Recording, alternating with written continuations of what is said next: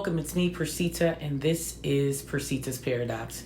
Here we are on Thursday. I want to start off by saying thank you so much for joining me today. I greatly appreciate you, your time, and the opportunity to come in and speak to you today.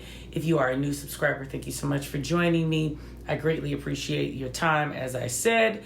And of course, if you are an OG, you know the rules. You keep it always 100, and I appreciate you for always keeping me supported and loved. So here we are today. What we're going to talk about. Let's talk about steps.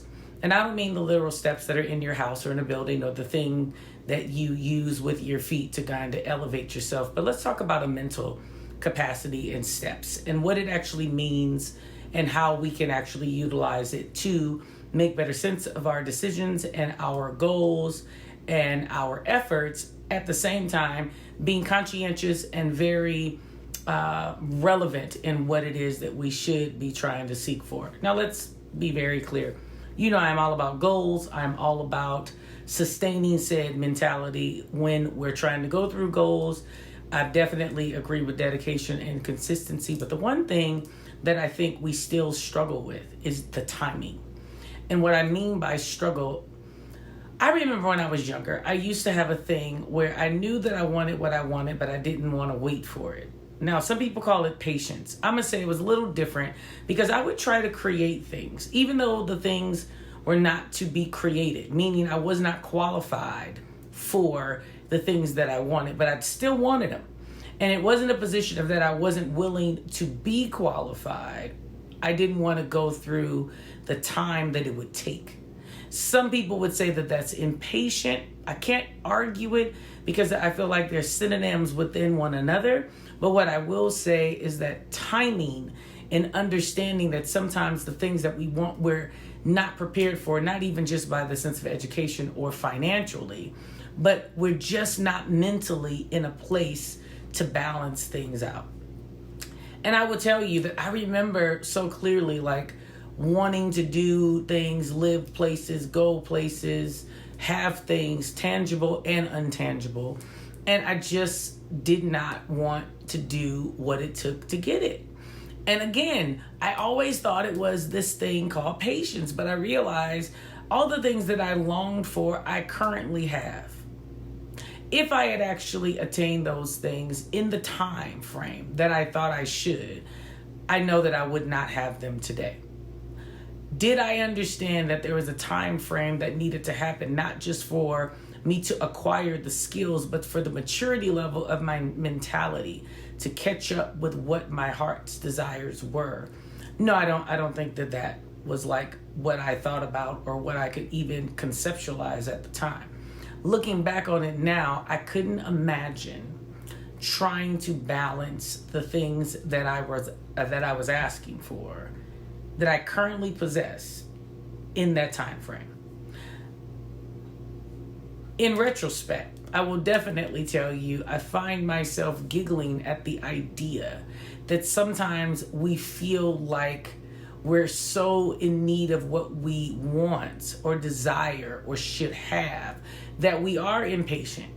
But what I would say in backing that statement up is the timing is what we truly don't comprehend that we need in order to seriously prepare. And prepare in a manner that not only we acquire it, because let me say this, I may have been able to acquire some of the stuff that I was dreaming about when I was younger, but I wouldn't be able to sustain it.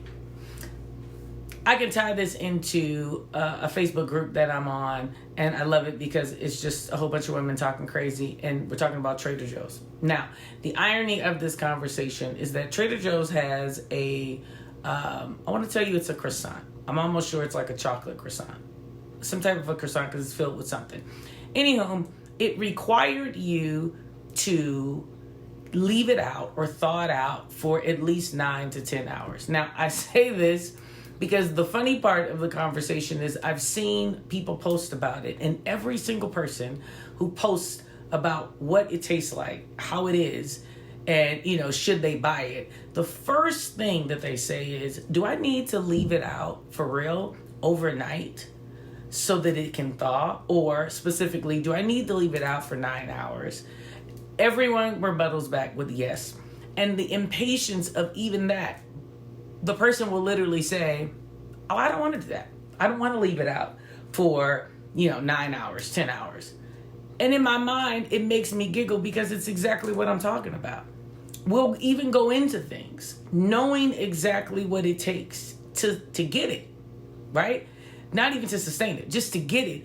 And yet we will not want to do it. And you will still do what you want to do, knowing that it's wrong and knowing that the directions would have called for you to do the thing you wouldn't do at all before you purchased it. And I say that because I think we do that with life. We literally go through steps in our lives, right? Here we are, back to the steps in our lives. And we know that on each step, there's a certain requirement in order to get to the next step. It's just what it is. It's just called process. It's called life. Call it whatever you want, but it's necessary. Yet we still all have a thing of trying to skip over steps so that we can get to what we want because we think that we are impatient and we need to have it now because we don't have the time to wait.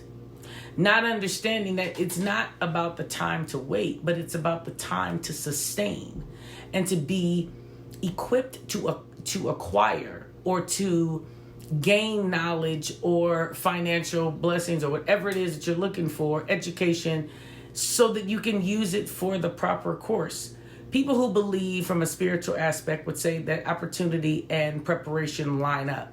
Well, what they don't talk about is that in order to do both of those things, it requires something called time. That's where people fall short. We all agree that in order for you to be prepared for something, you literally want to know that you do the work. The question becomes, how long are you willing to do the work? It becomes, how long are you willing to be in a position of just simply preparing yourself? I'll go deeper. I ran track collegiately, and I also ran track throughout, of course, my, my high school career. And I was explaining it to my husband because we were watching the Olympic trials yesterday. I believe he taped it. I'm not quite sure. But anyway, we were watching it. And what made me laugh was that the commentators at the end would ask the athlete, what did this feeling feel like? All of the winners, they would say, what would this feeling feel like?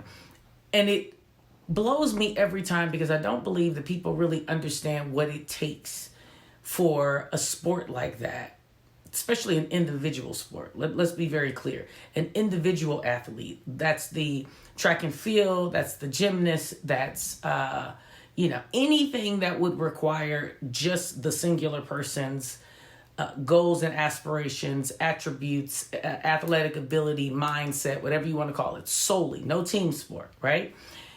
No one really grasps, unless you're an athlete, how long you are waiting for literally a minute.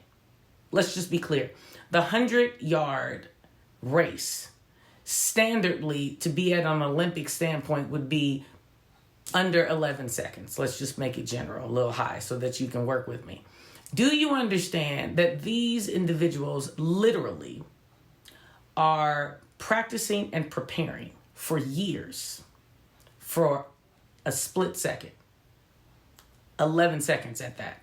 And in that moment, all of their work comes to fruition to be able to say, did they do it right or did they do it wrong? Are they prepared?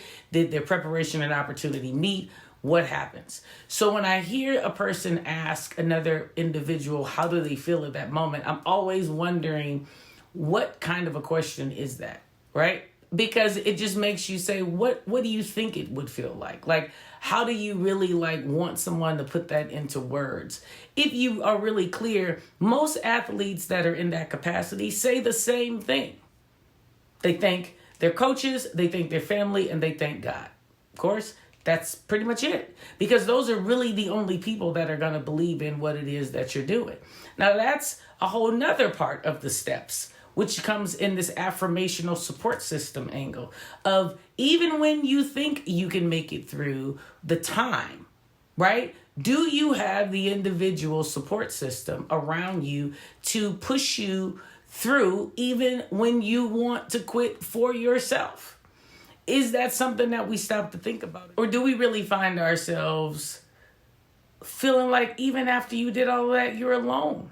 So many athletes, because I'm still talking about the Olympics and the track and field competitions at that, so many of those athletes go through so much. It was just announced that one of the individuals who literally made it through, female, I believe her last name is Richardson, her mom died. Her biological mom had died during the process. And yet people are overwhelmed that she's pointing at the clock when she's running through, because they can't believe the power and the tenaciousness that it would take to be able to run that fast and point your finger at the same time. And I'm questioning, are they looking at the whole picture? Are they understanding the type of effort that this individual would have to put in to get to that level, right? To really be willing to walk through the time, no matter what it was, to get to that level, to take the steps and be good with time on each individual step to get to that point, to find the support system on each individual step to keep you going. I don't think we understand it. I think we all are in a position of just thinking that we're impatient. And because impatience has now become this cliche of speaking as if, you know, if you're impatient and you just run off and you do something to just kind of make something else happen because you're not willing to wait, somehow gives you some sense of faux pas of being better than everyone else because you do it. Maybe it's the access. Maybe it's the premise of saying that, you know, again, you have the ability to just not want to wait and create something else. But I'm going to ask you today, can you really say for sure that that would be the smartest thing to do? Is feeling as if you can't wait and creating something else, something you need to do, instead of waiting for the thing that is actually your thing in the proper time. It's crazy. And I know in your mind, you're like, girl, you're like all over the place, because I think it's all over the place. I think it really is the way that I'm speaking. It's all over the place. You have absolutely no idea why you don't seem to understand you can't wait. Then you don't know why then you settle. And then I'm going to come right back and say then the average person is settling because they're trying to look like they're able to accomplish things in the timing that they speak of, even if that timing is contradictory to what they need to do, because they're not willing to take the steps individually to get to that place because it's taken too long. So I'm asking you today, are you that convoluted right now? Are you feeling like you're all over the place? Are you talking to people who are making you feel like you need to rush through life? You need to make something happen. You need to look as if you're like really got it going on all the time. Do yourself the favor, if you are, to one, eliminate yourself from those type of people. Because those type of people don't live in any sense of color. They live in no sense of reality. Everything is not black and white. There's plenty of colors in the rainbow, plenty of colors in the world. But we have a tendency to not really understand that part of the aspect of life. Now, we're not talking about things in regards to truth and lies, because of course, then that would be black and white, right? That's what we want to say. The truth is the truth. But here's the funny thing about truth. The truth is different for different people based on the perspective of the individual. So you really can't even say that everyone's going to have the same truth. Facts, completely different, but the same truth, different. So I propose to you today, as I'm in my ramble, to just ask yourself, are you really okay with the steps that it's going to require for you to get to where you are? And then let's talk about getting to where you want to go. And then let's talk about long-term goals. Because even where you are, there's things that you need to do in order to sustain it. Most career paths at this stage, especially things that require hands-on stuff, right? I know, like in my personal training field, there's CEUs that we have to have every 2 years that keeps us up to date in what the industry is doing. Do you know how many people broke their back to become certified with whatever program they chose to do and did not keep it going because they didn't find it necessary to do the CEUs because they didn't have the time? The irony of that conversation is these are the same people who would be upset that they can't really acquire new clients, or they're not really up to what's happening in the world because they feel like once they've learned it, they've learned it. Are you that person? Do you understand that even in that, staying in the present Your timing is everything in order to sustain what you have. So what I'm trying to tell you is that it's not about just acquiring. It's really about the acquisition and the sustainment and the growth.